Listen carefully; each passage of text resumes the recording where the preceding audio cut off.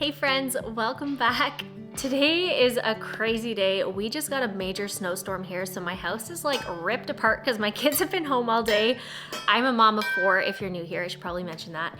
And I have health and fitness goals, and I'm just juggling my whole life while also prioritizing my own goals, which is, eating lots of protein, exercising, staying active, but also managing my home, keeping my family fed and happy and healthy and all of those things. So I thought it would be fun today to just bring you into my life and share some practical dinner ideas with you. Things that I just make on a regular basis, or just really realistic meals when I'm not really tracking my macros or calories, which I don't do on a regular basis anyways. But I know a lot of my content, I do share those details with you because I know that it's helpful for so many people who are tracking calories and tracking your protein or whatever you're doing to stay healthy and fit, and that's amazing. But for me, I don't always find it practical or realistic to track everything that I'm eating, and I don't really want to live my lifestyle that way all the time, at least. So yeah, I'm gonna take you along with me, share some practical dinners that I'm making for my entire family, but these are always meals that help me on my own fitness journey. So we're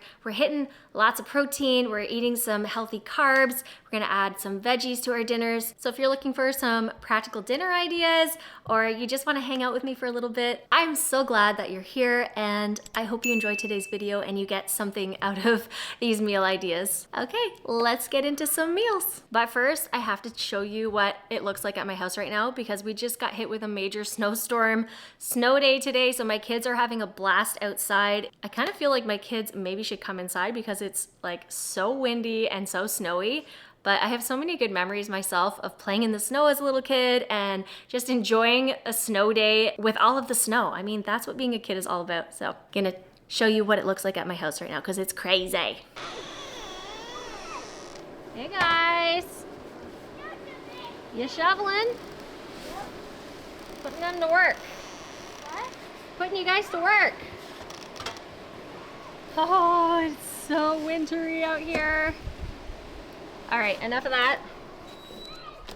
1, 2, 3, go!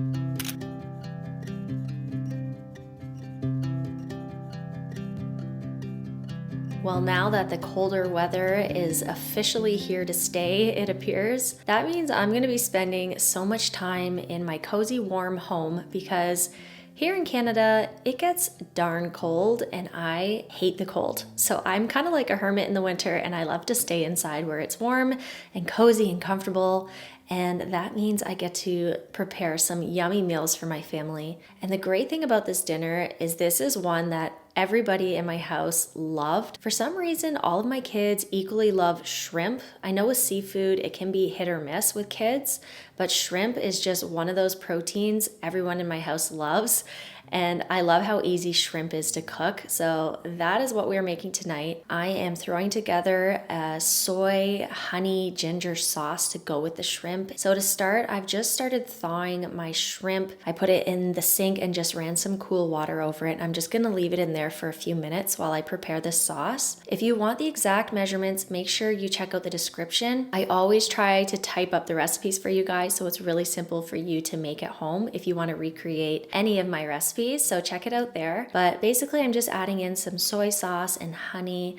I've added some chicken broth, and this is toasted sesame seed oil. You can usually find this at the Asian section of your grocery store. Don't skip it because it adds so much flavor, so make sure you use that and don't substitute it for another oil. I've also added a splash of rice vinegar, and if you have fish oil, that would also taste great. Unfortunately, mine was expired, so I went to use it today and realized it was expired, so I didn't have any. And this is one of my favorite hacks that I've shared before. Take fresh ginger. I keep it in the freezer all the time, so whenever a recipe calls for ginger, I can just grate it right into the dish and it grates so easily. I've also added in some red chili flakes, and I'm mincing a couple of cloves of garlic, and I'm just adding this all into the sauce. Now I'm going to be making a slurry with some cornstarch. A slurry is basically just a mixture of cornstarch and cold water, and you mix it together until there's no clumps. And you want to do this because if you were to add cornstarch directly into a hot liquid, it would clump up. So we want to mix it with cold water, and then I'm going to mix it in with the rest of the sauce. And then once we add it to our hot pan, it's just going to thicken the sauce slightly and give it a nice thick, more of like a sticky sauce consistency. And then we're just gonna dump this right in with the soy sauce mixture, combine everything together, and once it's all combined, you can just set it aside. We're not quite ready for it yet, but this is going to make the rest of our dinner a breeze.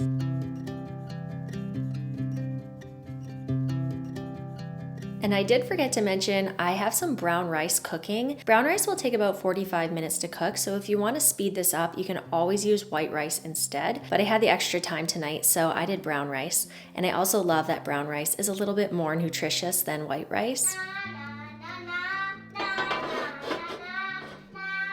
I'm heating up a very large pan. You could always use a wok or just use the largest pan that you have. And I've just poured a little bit of oil, and now I have some thinly sliced or thinly cut broccoli florets. You don't want to go too thick here because we're not steaming them or boiling them. We're just cooking them on the pan.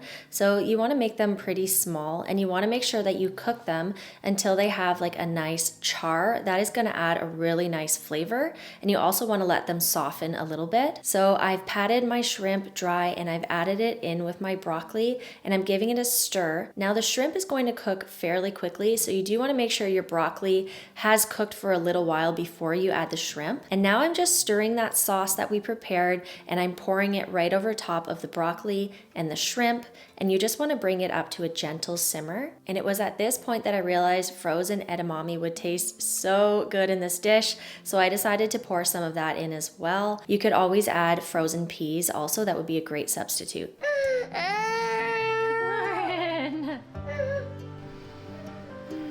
Someone is always crying at my house. Am I the only one?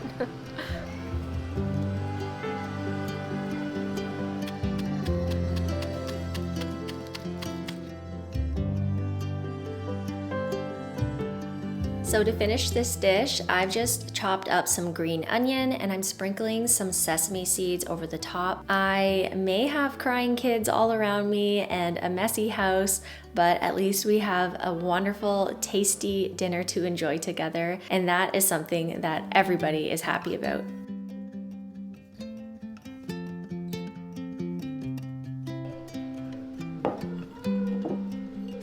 Food and blessing to our body in this night, Jesus' name.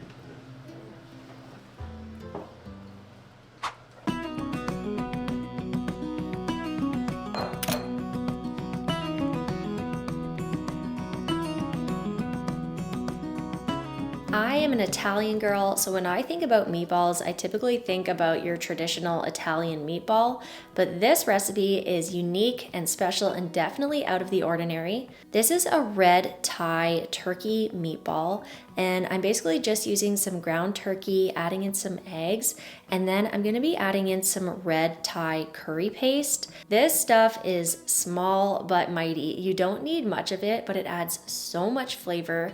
If you are sensitive to spice, don't worry, this isn't spicy at all, but you only need a little bit, and a little bit goes a long way. I love these meatballs because they are super moist, they have a lot of flavor, and they are packed with healthy ingredients. A lot of these ingredients are actually similar to the previous recipe with the shrimp and the broccoli. I love reusing some of the same ingredients so that they're not just sitting in my fridge going to waste. So rest assured, if you want to make the shrimp and this recipe in the same week, we're going to be including some of the same ingredients. So I've added in some salt, I've added in some soy sauce, and I'm also going to be adding in some green onions, and this is one of the ingredients that I also used with the shrimp. I'm just going to thinly slice them up, and I'm going to be adding these right in with the meatball mixture. And with meatballs, you typically use breadcrumbs only, but I'm actually going to be using a combination of almond flour and panko breadcrumbs. The reason for this is that almond flour, it's more nutritious than breadcrumbs, first of all, but almond flour is also going to add a moisture and a richness to the meatballs, while panko breadcrumbs are going to add more of a lightness. Together, they'll create a meatball that's really soft and juicy and tender, instead of a meatball that's dense or rubbery. When mixing everything together, you do want to be gentle. You don't want to over mix it. If it seems way too wet, add a little bit more breadcrumbs until it's still moist but will hold together.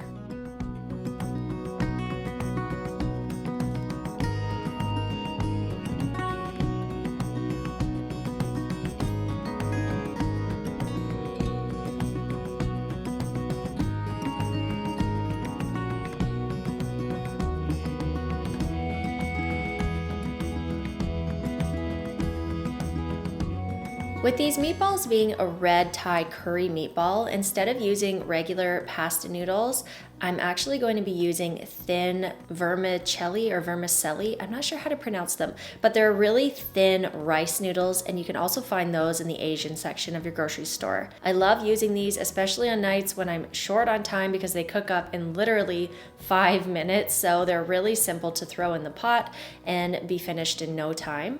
Now I'm just gonna be working on the sauce and the veggie mixture. So I've chopped up 1 onion and I have a few cloves of garlic, and I'm just going to mince them all together and put them in a bowl so that everything is just in one place and it makes it really simple. I have a couple of large carrots. I'm just peeling them, and then you want to thinly slice these into strips. The thinner the better, because once again, we're not going to be steaming our veggies. We're going to be cooking them on the pan.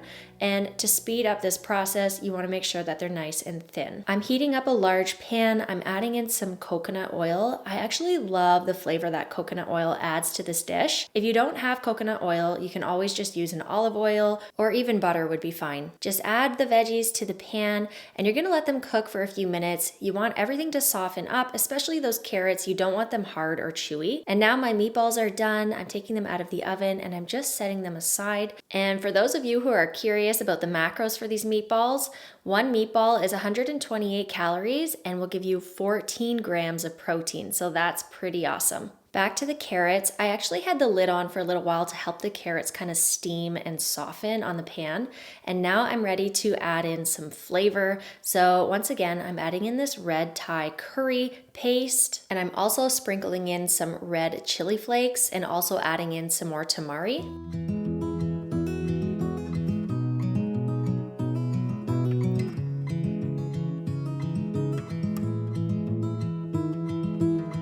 And once your water is boiled, you're just going to add your rice noodles, break them up a little bit so that they don't stick together. You want to turn off the heat, and it should take about 5 minutes for these to cook. So they're really quick, really easy, and they taste really good, especially with a sauce. So we're going to be making just a really quick sauce to go with the noodles, and that's just all going to be in this pan. And here I am using these edamame beans again. Like I said, I wanted to incorporate some of the same ingredients. So this is another one of those ingredients that I'm adding once again. And now I'm gonna work on the sauce. I wanna call it a broth because it is really light. It's not a really heavy sauce, but it's going to coat the noodles and it's going to pair really nicely with the turkey meatballs. I've added in a splash of chicken broth. And typically when I make this dish, I like to use coconut milk.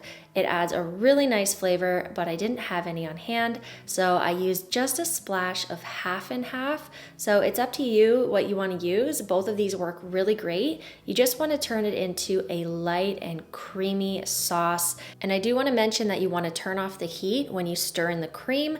You don't want it to curdle or separate, so just remove it from the heat. And now the noodles have cooked. I'm just straining them off, and we are ready to serve dinner.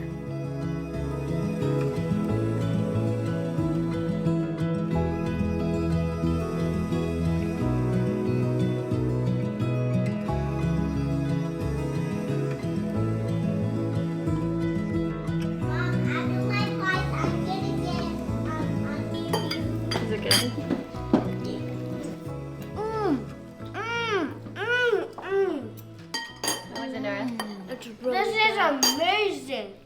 What? This is amazing. For dinner tonight, I am going to be making a pesto, and I've actually shared this recipe on a previous video where I was sharing some school lunch ideas for my kids. This pesto is a little bit different than your traditional pesto. I'm actually gonna be using pumpkin seeds instead of pine nuts. This is a great swap that you can make. It makes it nut-free, so if you do want to pack these in your kids' school lunch bags, it's totally nut-free, so you can bring it to school no problem. It's similar to a typical pesto because you're still using lots of basil, which I have here. So I'm gonna have basil, olive oil, garlic, Parmesan cheese. I like using the roasted pumpkin seeds, and they are salted as well. If you wanna use raw, it will just be lacking in a little bit of flavor, so you might wanna add a little bit more salt or just give it a taste. I'm sure it'll be fine, but I like using the roasted because it does have more flavor. I'm gonna show you how I make it, and I do have a secret ingredient. I use this ingredient all the time. If you are not new to my channel, you already know this about me, but I'm gonna be adding in cottage cheese in with my pesto. It's kind of like a sneaky protein where I can add it in and my kids won't even notice. They'll actually think the white bits are pieces of Parmesan cheese. So if you want to sneak in some protein in your dinner, try making a pesto and adding a little bit of cottage cheese. And I actually add cottage cheese sometimes to my pasta sauce as well. I'll just blend it up first. And I did that in my last video. I shared some just practical high protein swaps that I like to do, and adding in a little bit of creamy cottage cheese is a great way to up your protein if you're having a pasta. So for dinner tonight, I'm gonna make some chicken, and I also have these pre-made tortellinis. I just grabbed these at Costco. My kids love these. So, I mean, they're not like world's healthiest thing, but they taste delicious. And I'm gonna be adding some healthy ingredients to just make it a little bit more substantial, a little bit healthier, and with more protein.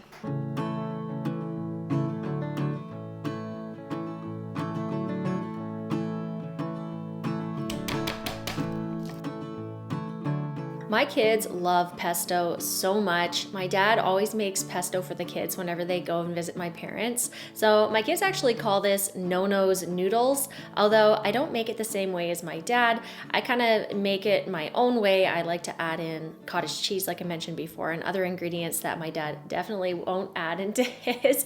Sorry, Dad. But for this pesto, I am adding in some garlic. I have some fresh basil leaves, which I've just given them a quick rinse. I kind of just eyeball my ingredients. So I just throw in a bunch of basil. I don't think you can really go wrong here, but around 2 cups worth. And then I have some pre-grated Parmesan cheese. This is a huge time saver.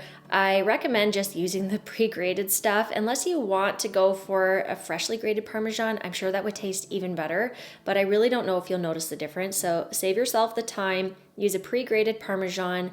I've added in my roasted and salted pumpkin seeds, a good dash of salt and pepper, and then I'm adding in some olive oil, and I'm also going to be squeezing in some fresh lemon juice as well. Before you add the cottage cheese, I recommend giving it a quick pulse. You want to kind of break up all of the ingredients, cut them into smaller pieces, and then once it looks something like this, it's still a little bit chunky. There's still some big pieces. At this point, I like to add in my cottage cheese, and then I just give it a quick pulse until it's combined, and it's going to be a little bit thicker and creamier than your classic pesto. But don't worry, once we're done cooking the noodles, we're going to add in some of the pasta water, and it's going to turn it into a really nice silky smooth pesto sauce. Gonna give it a little taste test. A little more salt, a little more lemon, but so good.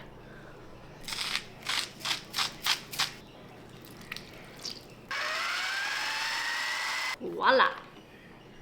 Now that my pesto sauce is ready to go, I just set it aside, and now I'm gonna get started on my protein, which is chicken breast. We got this chicken at a local butcher, and can you ever taste the difference between this chicken and just a regular chicken from the grocery store that I typically buy? I didn't do anything special with this chicken at all. I just put a little bit of olive oil, salt and pepper, garlic powder, and Italian seasoning. I didn't even season both sides, guys. I was so lazy and I just wanted to get this done. I stuck it in the oven at 375 for about 35 minutes, and this chicken was so moist, so delicious. But if I'm being completely honest, buying butcher meat is not a regular occurrence in this house. I typically just buy things at the grocery store, so this was kind of a special treat. So I've just cooked the tortellini, and before straining out all the noodles, I like to take a measuring cup and just scoop out about half a cup of the pasta water. And you want to save this because we're going to add that pesto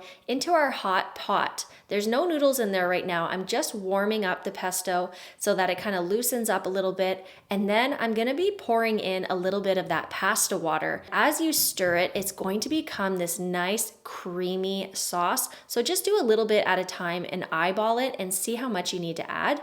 But it'll be around a 1/3 cup or so. And then once it gets to the right consistency, you can just pour your pasta noodles right in with the pesto, stir everything together until all the noodles are fully coated. This dinner was probably my kids' favorite dinner this week. Feeding multiple kids is honestly such a challenge. All of my kids like different foods, so I'm constantly trying to find new recipes that all of them equally love. So I hope that you got some new ideas from today's video. These were all recipes that everybody in my house loved.